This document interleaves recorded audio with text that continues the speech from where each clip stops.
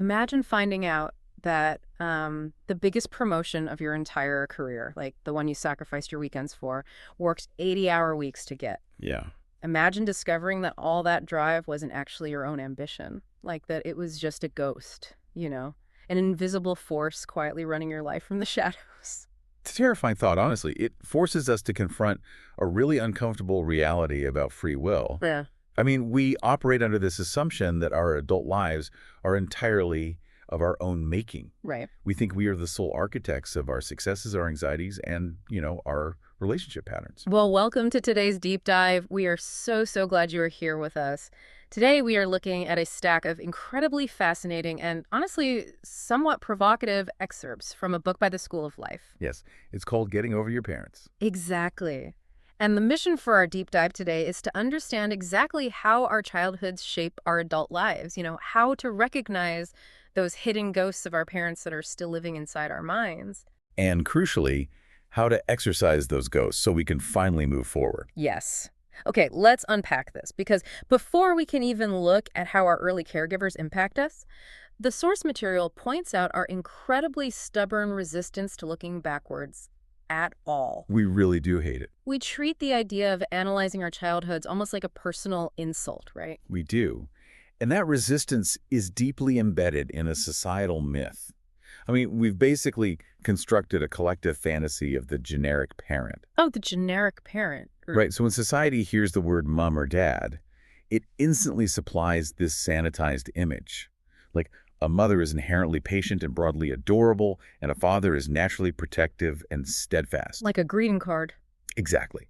We want to believe that the sheer biological act of having a child magically confers all these virtues onto a person. But that greeting card version of reality just completely ignores the math. The book is wonderfully blunt about this. I mean, a parent is simply any human who has managed to reproduce. Right. And statistically, that category is going to include, rogues, swindlers, hysterics, and fanatics. There is no biological mechanism in reproduction that automatically untangles all the messy, toxic knots of human nature. No, there isn't. Which brings us to what the authors call the insult of psychotherapy. Insult, yeah. It is profoundly offensive to our adult ego to be told that our temperament, our baseline anxiety, or even our professional drive were substantially determined by external factors before we even reach the age of reason. We want to be free agents. We desperately cling to the idea of being free agents. Yeah. I mean, if you're sitting in a high-stakes board meeting and you feel a wave of inexplicable panic, you want to attribute it to the pressure of the moment. You do not want to believe it's a physiological echo of, like, how your father reacted when you spilled a glass of milk at age 4. Nobody wants to admit that. But to understand why early childhood imprinting is so agonizingly permanent, the authors draw a really powerful comparison to language acquisition. Think about a child between the ages of 0 and 5. They effortlessly absorb tens of thousands of words, complex verb endings, subordinate clauses. Right, and all without formal instruction. Exactly. They just absorb the linguistic environment around them. And while they're picking up that spoken language, they are simultaneously acquiring a silent, extensive emotional language. Right. They are learning the grammar of trust, the syntax of shame, the vocabulary of empathy or cruelty. That's a great way to put it. We accept that speaking English rather than, say, Korean or Icelandic is entirely dependent on our early environment, but we totally overlook how permanent our emotional language is. Trying to change your emotional baseline as an adult is just as hard as suddenly trying to become fluent in Icelandic. It really is. And the permanence of that emotional language comes down to the desperate vulnerability of a young child. I mean, a 2-year-old lacks any independent baseline for reality. Yeah, they have nothing to compare it to. Think about their physical scale. Their wrists are implausibly tiny. They are entirely dependent on giants for survival, and they take everything completely at face value. Right. If a caregiver puts a bowl in the oven and makes dough rise into cakes, the child literally assumes the caregiver has supernatural powers. Wow, yeah. So if that same all-knowing giant calls the child a nuisance or acts like love is conditional, the child just assumes that is an absolute immutable law of the universe. They do. I like to think of a freshly poured, wet cement sidewalk. Like when cement is wet, even a tiny leaf falling from a nearby tree doesn't just rest on the surface. Right, it sinks right in. It sinks in and leaves a permanent, fossilized imprint once the concrete hardens. And a child's developing brain is exactly like that. It has no defensive filters to block that leaf.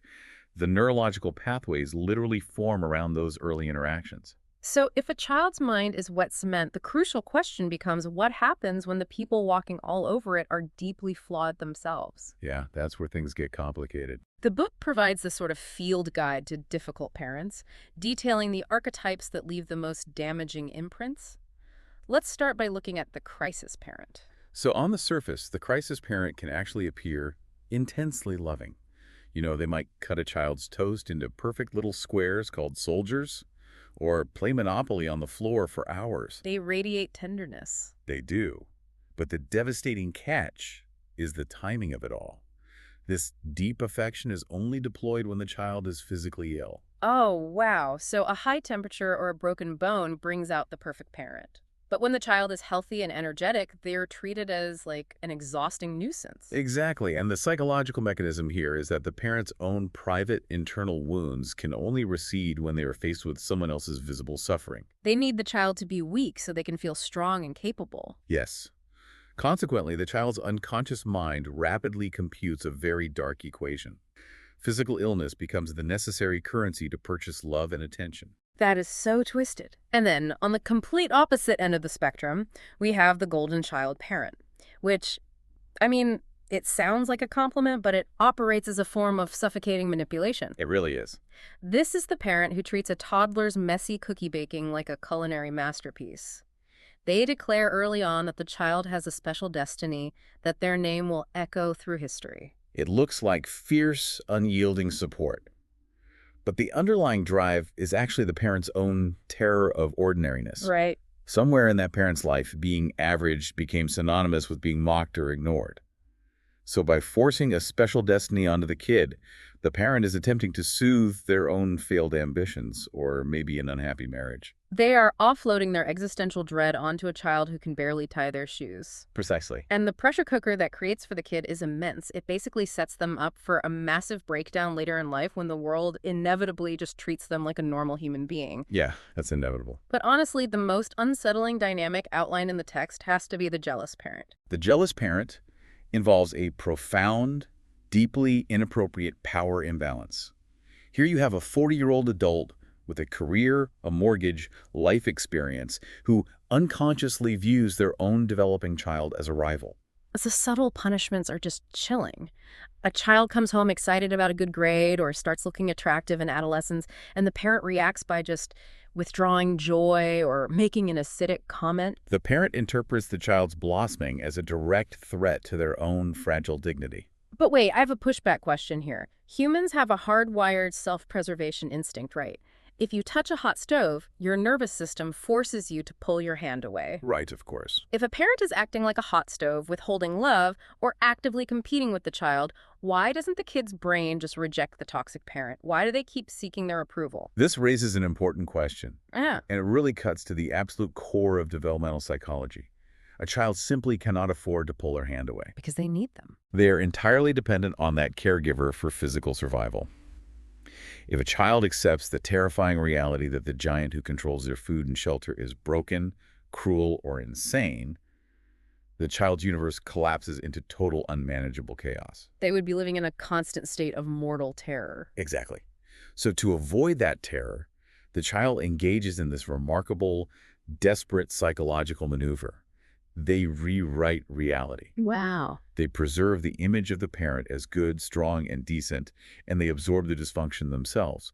They decide that they are fundamentally bad, ugly, or guilty. Self-hatred becomes a survival mechanism. It is neurologically safer to deem yourself an awful, ungrateful wretch than to accept you are entirely at the mercy of a dangerous guardian. You literally learn to hate yourself just so you can feel physically safe in your own living room. That is heavy. And because children rewrite that reality to protect the image of their parents, we often carry this total amnesia about our trauma into adulthood, don't we? We do. We claim our childhoods were perfectly fine. So how do we uncover the truth?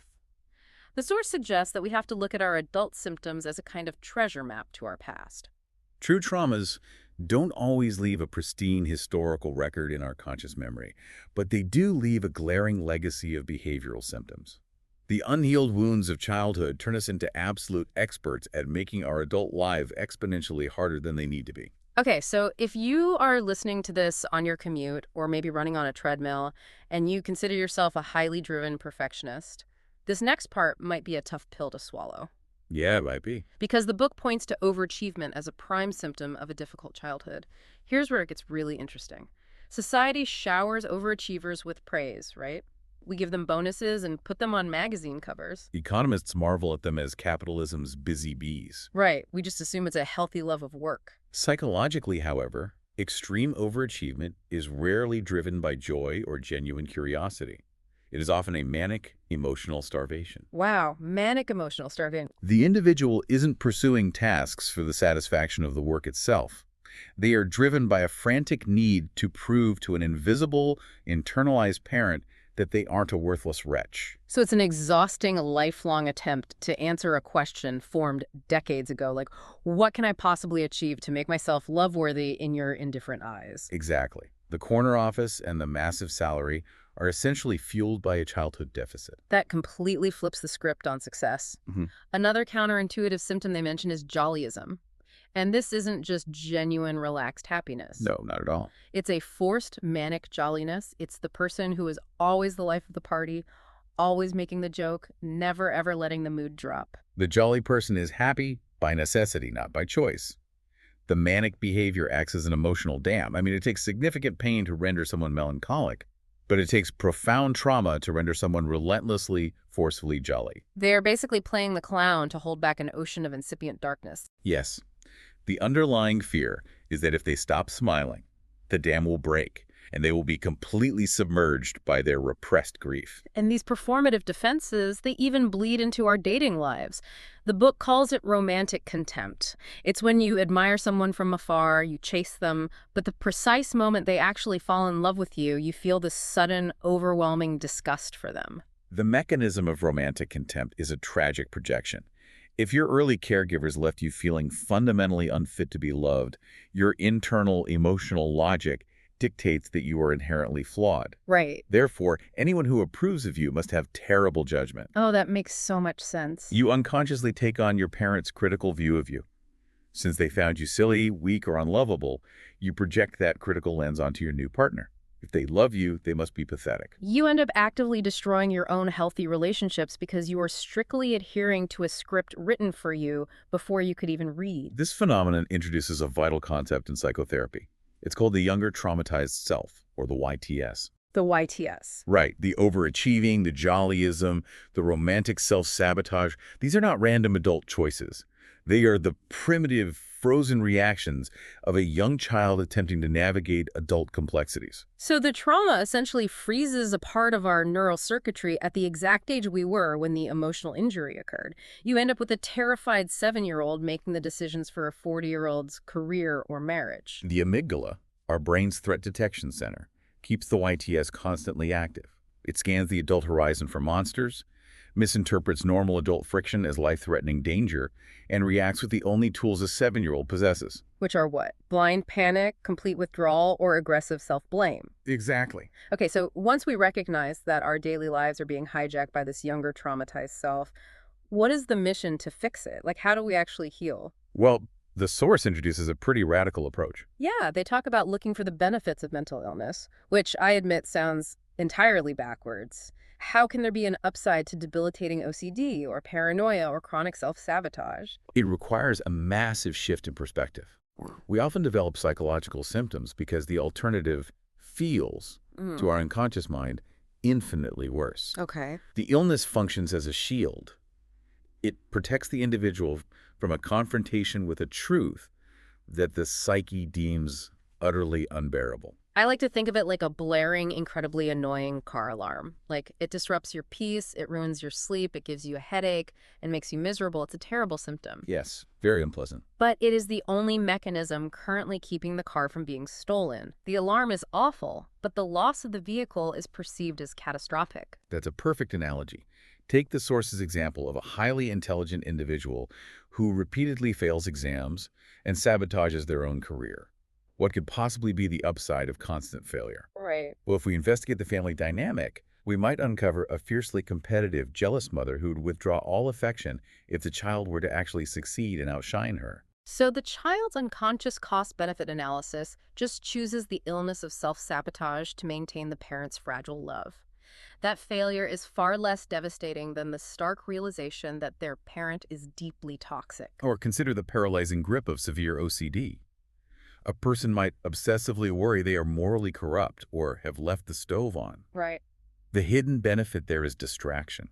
The endless fretting consumes their cognitive load, preventing them from realizing they are in a deeply miserable marriage that they lack the courage to leave.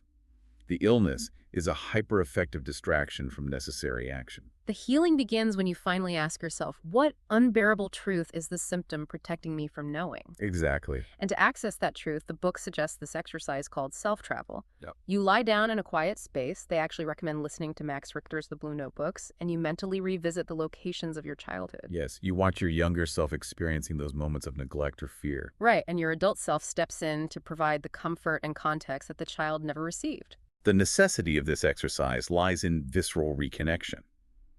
Merely understanding your past intellectually is insufficient for healing. You have to feel it. The brain requires you to actively feel the suppressed emotions to thaw the frozen neural pathways. Yeah. However, our defense mechanisms are incredibly robust.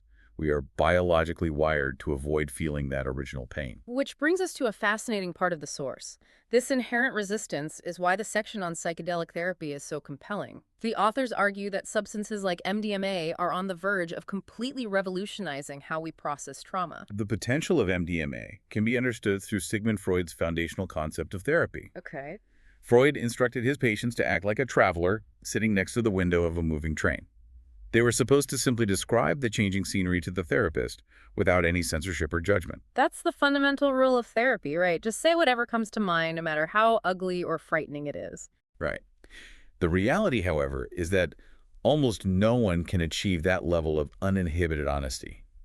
Our psychological defenses are just too tenacious. The brain senses danger. Yes, and it pulls the blinds down over the train window. But MDMA alters this dynamic. Unlike alcohol, which intoxicates and numbs the user, MDMA keeps the mind remarkably alert and clear-eyed while temporarily disabling the amygdala's fear response. It effectively lifts the repression. You can finally look out the window at the terrifying scenery of your past trauma without your nervous system spiraling into a panic attack. Exactly. You can examine the memory purely, understand its impact, and bring it to the surface to do the deep work Freud envisioned. And if we connect this to the bigger picture, humanity has actually always understood the necessity of confronting the past to secure the present. The authors draw a really fascinating parallel to Cambodia's annual 15-day festival of Chum Ben. Oh, this is the festival where it is believed the gates of the spirit world open, right? Yes. During Chum Ben, Cambodian society turns its collective attention to its ancestors, reaching back 7 generations. People make extensive food offerings and chant in temples to appease them. That's beautiful. It is, and the underlying psychological wisdom is profound. It is understood that an ancestor who hasn't been properly honored, processed, and put to rest will inevitably wreak bitter revenge on the living. Manifesting as ruined careers, physical illness, or deep depression. Exactly. The parallels to psychotherapy are striking. They really are. Today, we might use therapy couches and clinical MDMA trials instead of temples and food offerings, but the core human dynamic remains identical. We have to pacify the ghosts of our past so they stop hijacking the life we are trying to live right now. We are constantly engaged in the work of appeasing the angry, unquiet spirits in our own minds. As we bring this deep dive to a close, it's vital to clarify the ultimate goal of all this internal work, because the source offers a very grounded, realistic perspective on reconciliation. They really do. The objective is not some cinematic, tear-filled reunion where your difficult parents finally see the error of their ways and apologize. I mean, if they possessed that level of emotional intelligence, they wouldn't have inflicted the trauma in the first place. No, they wouldn't have. The actual achievable goal is a state of blessed indifference. Blessed indifference. It is a state where you fully acknowledge the difficulty of your upbringing and you permit yourself to feel the legitimate anger and grief, but you no longer need to shout about it. You no longer need to sulk or aggressively rebel. The poison has been drawn out. Exactly. You reach a psychological equilibrium where you simply don't have to give them very much thought anymore. You recognize that your parents were just ordinary, deeply flawed individuals who stumbled into the godlike responsibility of shaping a human psyche, and they just fumbled it. If you are listening to this and recognizing the echoes of a difficult childhood in your own life, the authors leave us with a profound silver lining. You are likely far more interesting, driven, and deeply empathetic because of what you endured. That's very true. A claustrophobic, controlling childhood often breeds a fierce, unshakable independence. Experiencing profound unkindness can cultivate a relentless dedication to gentleness in adulthood. You literally owe some of your most beautiful, resilient qualities to your most rotten beginnings. Reaching that state of indifference frees up immense amounts of mental real estate, allowing you to focus your energy on the beauty and potential of your present life. So, what does this all mean? It means you're finally free. You can stop living in a psychological house built on a cracked foundation laid in the dark by someone else, and you can finally start building something that is entirely your own. It's a wonderful realization. Before we sign off, we want to leave you with a final thought to ponder on your own. If, as we discussed today, we unconsciously absorb and perfectly replicate the emotional language of our early caregivers, what subtle, invisible accents are you currently passing on to the people you mentor, lead, or raise today? And how many years of their own deep dives will it take them to unlearn yours?